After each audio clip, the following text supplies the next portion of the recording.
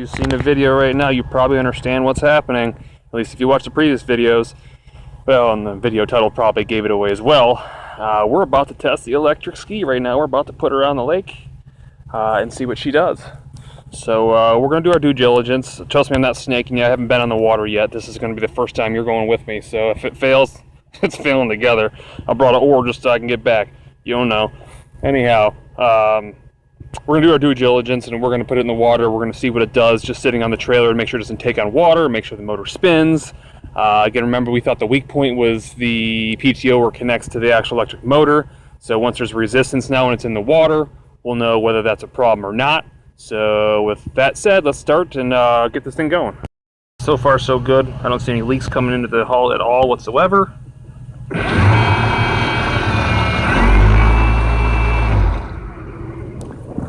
Seems to be watertight. So far so good. At this point, with the motor still spinning, I think we're going to put it in the water. Here we go. I don't think this is going to be very impressive.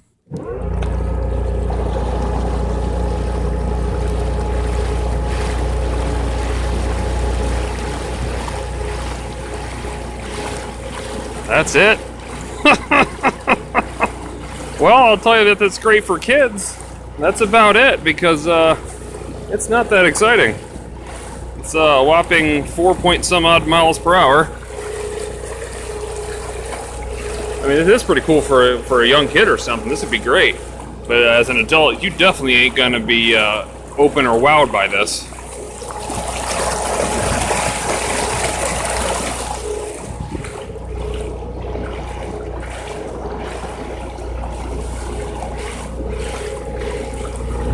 No, my voltage is a little bit low. I never did charge it. It's only at 45 volts. That could be part of it. Well, I guess we know what to look for 500 bucks. Is it worth it? If you have a young kid or somebody that wants to troll or maybe fish or something off one of these things, this will probably do it for you.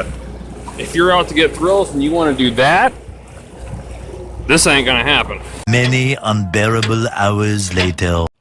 Alright, so you guys saw what happened there. Well, kind of, but not really. So, yeah, the ski didn't go very fast, about a whopping 4.5 miles per hour. Couldn't really figure out why. So I came home and started looking things over, and I did notice that even though I looked at this jet pump and it had a nice tight ring around the fitment to confirm that it was okay, after getting underneath it, I realized it was pitted up really, really bad and gouged up. So I think that's part of the problem that we're having right now, but not the only problem, unfortunately. So you're about to see here shortly a walkthrough on how to rebuild the jet pump, so you guys can see that, and that'll be good information for you if you guys ever have to do it. But another problem that we have is the motor is literally not working. If I turn it a little bit, it'll work and then just cut out on its own. So, don't know why. I'm assuming that it's not electronic on that side, it's electronic on this side, because much like a starter, you get a flat spot on it, or so they call it, and it stops working, or you turn it and it starts working. That's kind of the situation I'm having right now. I contacted the manufacturer, and the manufacturer says, well, they're all out of stock, and they're trying to give me 70% of my money back, which I don't care about. I just want a working product, so you guys basically can see the videos. So that kind of puts us at a standstill for right now. However, I am going to show you how to rebuild a jet pump, so you'll be able to see that. And then the second I get update on the replacement motor, I'll have it in. You guys will see it on the water again. Stay tuned. Alright everyone, so just to kind of recap on this, and as far as removal of this actual pump assembly, we're going to go ahead and take the two 10mm wrenches, pull off the steering cable here, and then we are going to again pull the 4 17mm nuts out of the back, possibly the lower ride plate, because again there's a lot of silicone holding that thing in, so we can at least get to it and pry back, because we probably going to have to get a pry bar back behind it to separate it with all that silicone. Alright, there's the steering cable removed, the 4 rear 17mm bolts removed. I also went ahead and removed the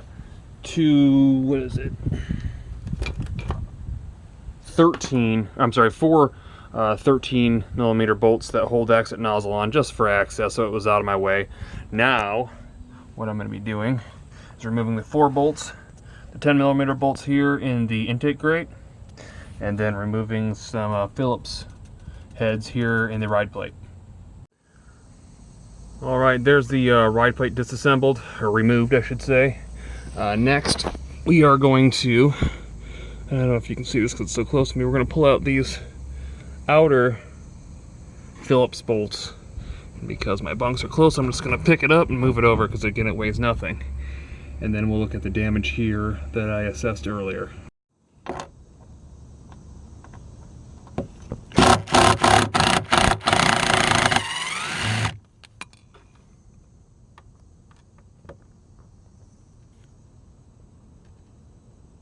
Harder to do this on camera than it looks.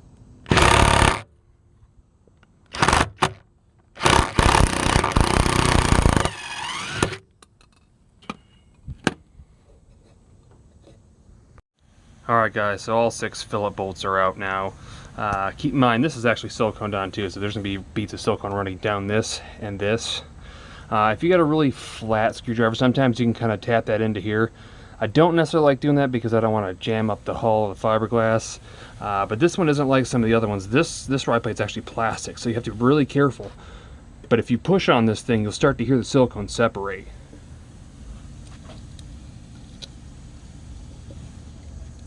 I don't know if you can hear that or not. You just gotta take your time till it comes off. Alright, so upon further inspection, this is all one piece in here. I don't remember it being like that, as the tunnels being part of the ride plate. So we'll make a choice here. Basically, either the ride plate's going to give, or the jet pump's going to give. And so what we're going to do is we're going to go ahead and put a 2x4 in between up here, and see if this pump is willing to break loose just a little bit.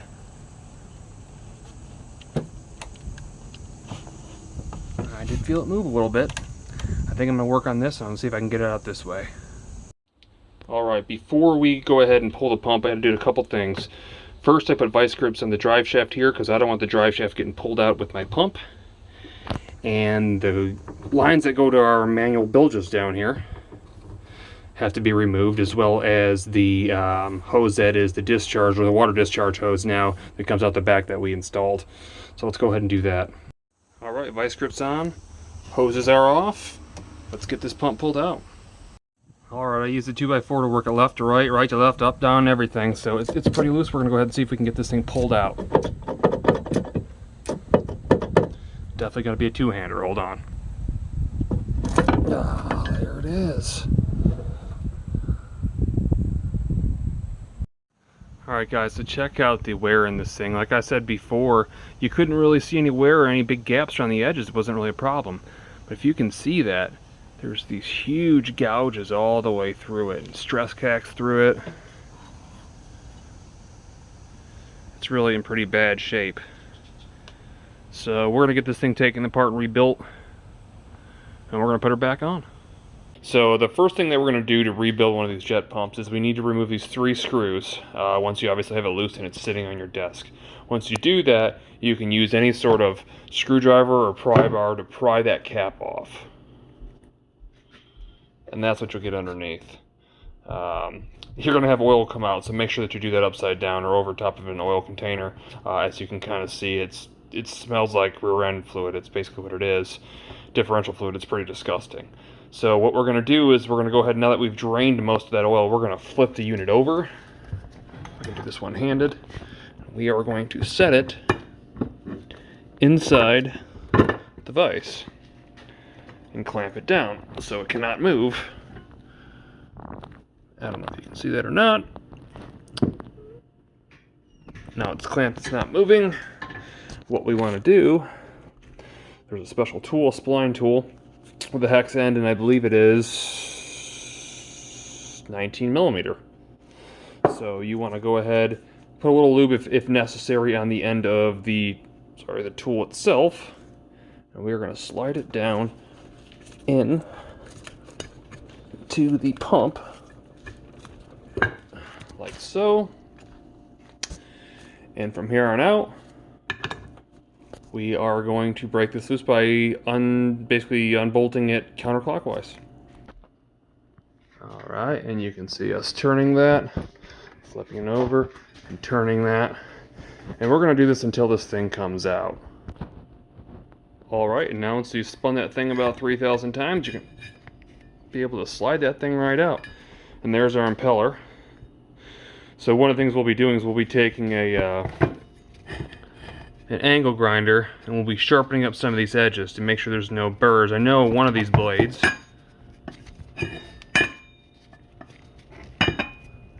has a little, there it is right there, a little bend in the lip, and that's just yet another thing that's going to cause cavitation. So we're going to try to straighten that out and clean up those edges. Keep in mind, you don't want to do much to this outer edge here because we want this thing nice and tight to that wear ring. Look down the jet pump here. These are our bearings.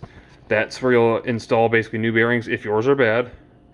And we'll move to the next step from here. So basically the next step is going to be to remove this wear ring right here. Now all it is basically a plastic ring that's shoved down inside here, pressed down inside here. A lot of times you can get it out by prying a screwdriver or pry bar between the actual vane assembly itself and the plastic wear ring. Sometimes that doesn't work, and so what I'll do is very carefully take, by hand, like either a jigsaw blade or if I can use a sawzall, and cut a slice down the center of it, making sure I don't get to the metal, but just the plastic, so where I can pry it enough to where that plastic will break and separate apart, and then the thing comes right out. And basically what we do from that point, you'll see, is that we freeze the new wear ring, and we will slide that right back down inside with a basically a light mallet and a little lube and a 2x4, basically to sit on top of it, like this. Alright, so what you'll see I've done at this point is I actually decided to go ahead and use a Dremel, since it was kind of easier to get in with the cutoff wheel, at a lower speed, and at an angle, obviously, because that's the way that Dremel has to go in, where that blade's cutting. And basically what I did was I slowly cut down. There's actually another plastic wear ring inside this, or a ring that basically holds this ring into place, where it wedges in between. I might have touched it a little bit because I can see a little bit of white there. Nothing big though. But what we'll do is we're going to go ahead and pry this out and we'll see what she looks like. Alright, as you see me peeling this back, you can actually see that white plastic layer inside the black plastic layer, rubbery layer. So what we're doing is we're peeling back the black. We're trying to slowly cut through the white plastic so it'll at least split, and this thing should slide right out. Again, another step, we're just chipping out the white plastic now by getting a screwdriver behind it and popping it out. It's kind of fragile, so it breaks in pieces. Alright guys, and there it is. You can see once we got the thing finally cut all the way down, the piece is just broken, basically shattered as I pulled it out, and it slid right out. So, there is the inside of our jet pump, or the stator vane, I believe is what they call it. We'll have to clean all the shavings from the cut shavings out from the plastic. Not a big deal. We'll get that cleaned up, and then we're going to slide the new wear ring in. Alright guys, so we got our wear ring in. So basically it's time to get this thing installed.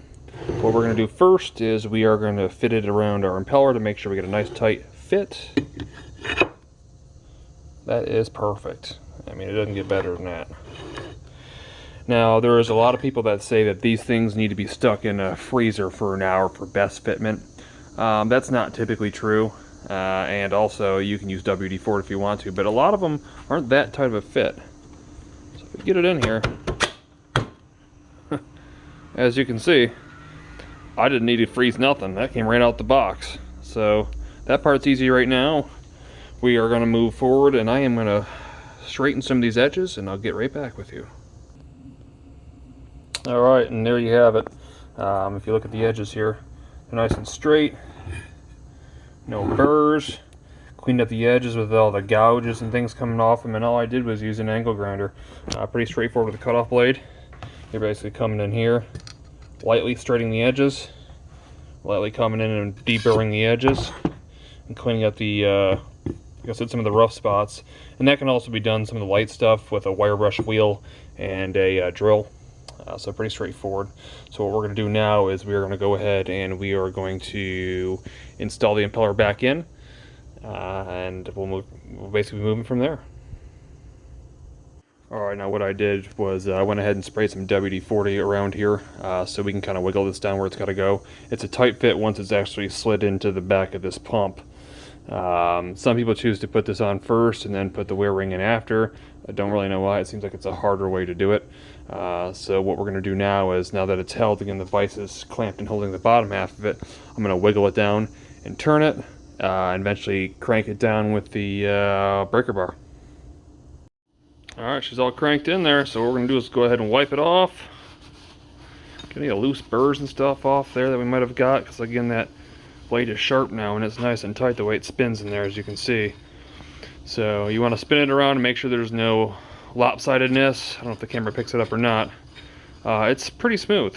So what we're going to do is we're going to pull it out of here, flip it upside down, and what's going to happen now is we are basically going to fill up as high as we can the rear cone with some gear lube. Now, I don't think it personally matters what weight you use. Some may chime in and say that I'm wrong in saying that, but it's getting the best of the best, Royal Purple, so that's what we're going to put in there right after we clean it up. Alright, now there are a couple different ways to do this. Typically what I do is I actually fill this thing up, then I turn the pump upside down and get it basically set into there when I'm sitting upside down, and then I fill up the rest of it through the bleeder hole. But the actual proper way, if you looked at a book, would tell you to go ahead and bolt this on, fill up the unit through the bleeder hole, and then put your bleeder valve cap back in. So that's the way we're going to do it. So let me get that done real quick and I'll be right back. Alright, it's back on now, as you can see. Here's our hole here. So we're going to sit it with the hole facing upward. What I'm going to do now is I'm going to go ahead and take a razor blade.